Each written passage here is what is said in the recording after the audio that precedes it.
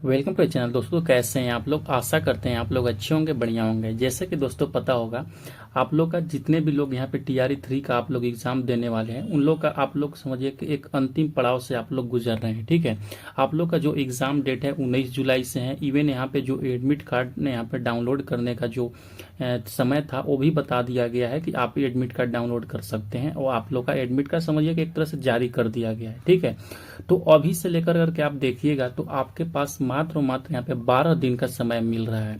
तो इसमें हम यही जानेंगे इस वीडियो में कि आखिर इस 12 दिनों में आपको किस तरीका से यूटिलाइज करना है, किस तरीका से उसको रिवीजन करना है कि ज़्यादा से ज़्यादा नंबर वहाँ पे इंक्रीज हो पाए। आपको पता होगा कि बहुत सारे लोग ऐसे भी होंगे जो मॉक टेस्ट तो देते होंगे लेकिन उनका मार्क्स ना अटक हो गया होगा। किन्हीं का मार्क्स जो होगा, जो मान के चलिए कि 75 से 80 के नंबर में जिनके नंबर आ रहे हैं, बस इतना ही के बीच में नंबर आ रहे हैं। सारे वो हथगंडे अपना ले रहे हैं लेकिन उनके नंबर नहीं बढ़ रहे हैं। तो मेन हम इसी का वीडियो में हम बातें करेंगे कि अगर आप लोग 10 से 12 दिन मेरे बताए हुए चीज़ को अगर आप फॉलो करते हैं ना, तो 10 से 15 नंबर यहाँ पे आपके बढ़ सकते हैं। ठीक है, और उसके बारे में यहाँ पे बात करेंगे टेंशन, एंजाइटी और डिप्रेशन के बारे में। देखिए, ये एग्ज़ाम का अंतिम पड़ाव है। इसमें टेंशन होना, एंजाइटी होना, घबराहट होना एक नॉर्मल सी बात है। इसको आपको ज़्यादा हैक्टिक नहीं लेना है।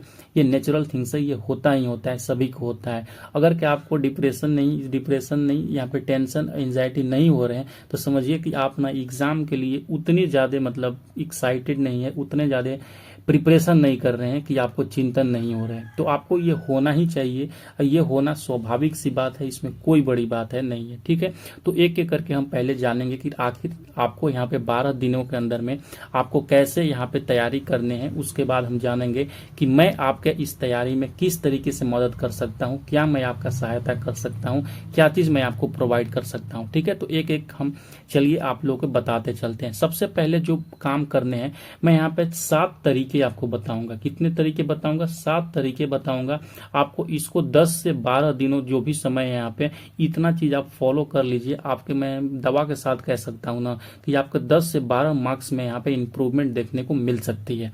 ठीक है, तो वीडियो को लास्ट तक जरूर देखिएगा और अपने दोस्तों के पास शेयर कीजिएगा। जो सबसे पहला जो चीज करना है वो आपको करना है क्या कि आपने जितने भी यहाँ पे सेट प्रैक्टिस किए हैं आज तक, मानते हैं कि आप लोगों ने मान के चलिए कि 40 सेट प्रैक्टिस किए होंगे या 50 सेट प्रैक्टिस किए होंगे, चाहे वो ऑनलाइन हो सकते हैं या ऑफलाइन हो सकते हैं। जैसे भी आपने वहाँ पे सेट प्रैक्टिस किए हैं उन सेट प्रैक्टिसों को आपको यहाँ पे अब रिवीजन करने का समय है। किनको वहाँ पे रिवीजन करना है? सारा सेट प्रैक्टिस नहीं पढ़ना है, आप लोग याद रखिएगा। जैसे मान के चलिए कोई सेट प्रैक्टिस आप दिए हैं, अगर के उसमें से आप 10 सवाल गलती किए हैं तो ये 10 सवालों को आपको यहाँ पे फिर से आपको रिवीजन करना है। साथ ही साथ मान के चलिए कि यहाँ पे 40 सवाल आपने छोड़ दिए थे किसी वजह से या टाइम नहीं मिला था, 40 सवाल को इसको देखने हैं। जो भी आपने सेट प्रैक्टिस किए हैं उसमें जो भी सवाल आपके गलत हुए हैं, जो भी आप अटेम्प्ट नहीं कर पाए थे, उसको आपको 10 से 12 दिन वो सारे चीजों को डेली के डेली यहाँ पे 3 से 4 सेट आप लोग उठा लीजिएगा जो सेट लगाए होंगे, और उसको वहां पे आप सही करने का कोशिश कीजिएगा, उसको एनालिसिस करने की कोशिश कीजिएगा। देखिए, मैं ये बता दूं, ये इतना पावरफुल टूल्स है ना। जब मैं प्रिपरेशन कर रहा था एग्जामिनेशंस का, जब मेरी नौकरी नहीं हुई थी, तब उस समय मैं भी यही करता था। एग्जाम से पहले जो भी आपने टेस्ट सीरीज दी है उसको अच्छे से एनालिसिस कीजिए, क्योंकि क्या होता है ना, जो आपने सवाल एक बार गलती किए ना, वही सवाल अगर के आपका एग्जामिनेशन में भी आएगा ना, तो वही सवाल आप यहाँ पे एग्जाम में भी गलती करोगे।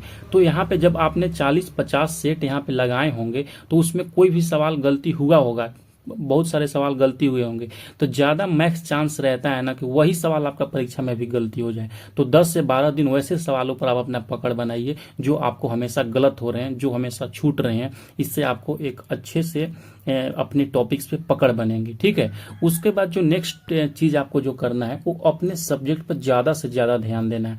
जैसे कि पता होगा लास्ट टाइम में यहाँ पे 3-3 कट ऑफ जारी किया गया था। कौन कौन सा कट ऑफ? एक आपको जो 40 मार्क्स थे उसका कट ऑफ जारी किया गया था, एक मार्क्स थे आपका जो यहाँ पे पेपर में जो हुए थे उसका मार्क्स यहाँ पे जारी किया गया था। तो अब बहुत सारा का लोग क्या हुआ था कि टाई ब्रेकर हो गया था। तो टाई ब्रेकर में उस मौका पर क्या देखा जा रहा था कि जो भी आपका यहाँ पे आपका जो पेपर में ज़्यादा मार्क्स है, यानी कि जो सब्जेक्ट पेपर में आपका ज़्यादा मार्क्स है, उन लोग का यहाँ पे सिलेक्शन हो जा रहा था। और जो तीसरा जो चीज़ यहाँ पे हो रहा था वो आपका डीओबी के तौर पे वहाँ पे कट ऑफ दिया गया था।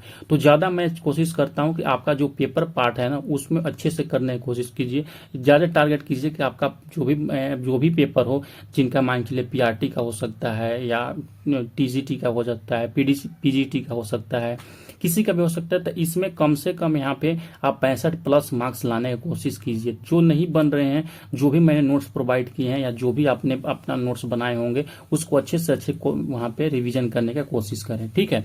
उसके बाद सबसे ज़्यादा जो पकड़ बनाना है यहाँ पे आपका सब्जेक्ट पर बनाना है, जो मैंने बताया। अगला जो पॉइंट यहाँ पे है, तीसरा पॉइंट जो आपको फॉलो करने हैं वो करने हैं। अगर कि आप पीआरटी लेवल का एग्जाम देने वाले हैं तो एससीईआरटी या एनसीईआरटी क्लास 6 से लेकर क्लास 10 तक, और उसके बाद या आप जूनियर का एग्जाम देने वाले हैं, पीजीटी का देने वाले हैं या टीजीटी का देने वाले हैं, तो आपको क्लास 6 से लेकर क्लास 12 तक, अगर टीजीटी और पीजीटी का देने वाले हैं तो 9 से भी 12 तक पढ़ लीजिएगा, तो कोई बड़ी दिक्कत नहीं है।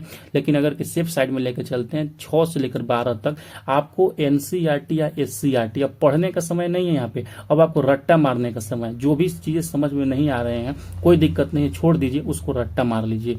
ये आपका रामबाण है, इसमें से आप लोगों ने देखा कि कितने तरीके से वहां पे सवाल बन रहे थे। और इसके बारे में सबसे बेहतरीन मैं आपको एक जो चीज बताने वाला हूं कि जैसे कि मैं पता होगा, मैं सारा चीजों को आपको एससीईआरटी एनसीईआरटी नोट्स प्रोवाइड करता हूं, तो जिसका भी आपको नोट्स होगा ना, अभी यहाँ पे बहुत बड़ा यहाँ ऑफर चल रहा है एप्लीकेशन पे, तो आप जाकर वहां पे आप इसका फायदा उठा सकते हैं। जो भी नोट्स हैं उस पर 50% का यहाँ पे डिस्काउंट मिल रहे हैं। तो जो भी नोट्स अगर के चाहिए होगा आपके अकॉर्डिंग, तो आप एप्लीकेशन पर जाकर, आप स्क्रीन पर भी देख रहे होंगे 11-12 का नोट्स दिया हुआ है, 6 से 10 तक सारा नोट्स दिया हुआ और सारा कुछ यहाँ पे दिया होगा, वहां पर जाके आप ले सकते हैं और इसका फायदा उठा सकते हैं, ठीक है। अगला जो काम जो करना है आपको, ये तीसरा काम तो मैंने बता दिया कि एससीईआरटी एनसीईआरटी को आपको रिवीजन करना है, रट्टा मारना है, रिवीजन तो बात ही छोड़ दीजिए, टंग पे होना चाहिए आपको। अगला जो काम करना है यहाँ पे आपको मैं बताते चलता हूँ। नेक्स्ट जो काम करना है ना, वो आपको करंट अफेयर पर खास यहाँ पे ध्यान देना है। कहाँ से कहाँ तक करंट अफेयर पढ़ना है, जो अभी मतलब नॉर्मली बताता हूँ, इतना तो आपको करना ही है। जनवरी से लेकर आपको यहाँ पे आपको जुलाई के बीच का करंट अफेयर पढ़ना है। और वो भी याद रखिए, जो फ्रेंक्वेटली आस्क्ड क्वेश्चन होते हैं ना, नॉर्मल क्वेश्चंस, उसको आप पढ़ सकते हैं, लेकिन आपको जो यहाँ पे पढ़ना होगा हार्ड क्वेश्चंस पढ़ने होंगे। क्यों मैं ऐसा बोल रहा हूँ कि अगर कि आप लोगों ने बीपीएससी का जो 28 तारीख का पेपर हुआ और 29 तारीख का जून का यहाँ पे पेपर हुआ हेडमास्टर का, उसमें अगर कि आपने करंट अफेयर का जो पोर्शन देखे होंगे ना, इतने हार्ड पेपर मतलब वहाँ पे करंट अफेयर्स दिए हैं ना, कि आप जितने भी बुक्स पढ़े होंगे, एसपीडी हो गया या किसी का भी ऑनलाइन से देखे होंगे, तो वहाँ पे आपको मतलब 10 में से आपको यहाँ पे 4-5 सवाल करने में हालत खराब हो जाएंगे। इस तरीके से वहाँ पे सवाल दिए गए थे, इतने हार्ड तरीका से। तो वही हम देखते हुए एक यहाँ पे मैं आप लोगों के लिए करंट अफेयर का, तो मैं आपको पता ही होगा कि एक करंट अफेयर का मैं यहाँ पे जारी किया था आपको कि मई तक का जो मोस्ट 500 करंट अफेयर है। लेकिन जब उसको मैंने देखा ना, तो एक और पीडीएफ मैंने यहाँ पे जारी किया, जो कि जिसमें केवल और केवल हार्ड लेवल्स के एमसीक्यूज दिए गए हैं। ये जो दिए गए हैं जनवरी से लेकर जुलाई के बीच में, मैंने 800 मोस्ट इंपोर्टेंट जो करंट अफेयर थे मैंने इसको इंक्लूड किए हैं। ये बिल्कुल जो हेडमास्टर का एग्जाम हुआ था, मैंने उसी को पैटर्न को देखते हुए इसी को दे दिए कि देखिए बीपीएससी जहां तक उम्मीद है कि उतना हार्ड क्वेश्चन नहीं पूछेगा, लेकिन फिर भी जिस तरीका से एचएम का पेपर में पूछा गया, अगर उस तरीका से पूछा गया तो आप लोग फंस जाइएगा। इसी को देखते हुए ये मैंने ईव्यू को रेडी कर दिए। जिनको भी चाहिए होगा, एप्लीकेशन का लिंक नीचे दिया होगा, आप लोग जाकर वहां से उसको डाउनलोड कर सकते हैं। इसका जो प्राइस रखे हैं 50 रुपीज है, लेकिन इससे भी कम में अगर कि आप यहाँ पे कूपन कोड लगाते हैं न्यू 50 सारे ही कोर्स पर, याद रखिएगा ये जो ऑफर्स वैलिड है वो आपको 10 तारीख तक दिखाई दिया। न्यू 50 लगाएगा ना तो 50% का ऑफ मिल जाएगा, यानी कि 25 रुपए में ही ये मिल जाएगा। आई होप कि इतना बातें समझ गए। देखिए ये कोई जरूरी नहीं है कि जो मैंने पीडीएफ्स प्रोवाइड कर रहे हैं ना आप वही लीजिएगा तभी होगा। कोई भी आप पीडीएफ्स हो, कोई भी अगर आपने अपना नोट्स बनाए होंगे तो उसको भी अच्छे से कर लीजिएगा। लेकिन मैं आपको हाईलाइट्स करना चाहूंगा कि जनवरी से लेकर जुलाई के बीच में जो चीजें हैं उसको अच्छे से आप कर लीजिएगा, क्वेश्चन यहाँ से देखने को मिलेंगे, ठीक है। उसके बाद जो अगला पॉइंट करना है, 5वां पॉइंट जो मैं आपको बता रहा हूँ, याद रखिएगा, मैथ के जितने भी फॉर्मूलाज वगैरह होते हैं, थ्योरी होते हैं, उसको अच्छे से रिवीजन करने। कभी कभी क्या होता है ना कि बहुत सारा सवाल फॉर्मूला बेस्ड होते हैं। मान के चलिए कि अगर के सवाल कभी आ जाता है कि 1 से लेकर 1 + 2 + 3 ... 100 पदों का यहाँ पे योग निकालना है। अगर और उस टाइम पर आपको फॉर्मूला याद ही नहीं आ रहे हैं कि आखिर में यहाँ पे फॉर्मूला होता क्या है, कैसे ये काम करता है, क्या होता है, तो उस टाइम आप यहाँ पे फंस जाइएगा। तो इसीलिए मैं बोल रहा हूँ कि अगर कि पीआरटी में आप लोग देखिएगा तो यहाँ पे मैथ और रीजनिंग मिलाकर 30 सवाल आपसे लगभग पूछे जाते हैं।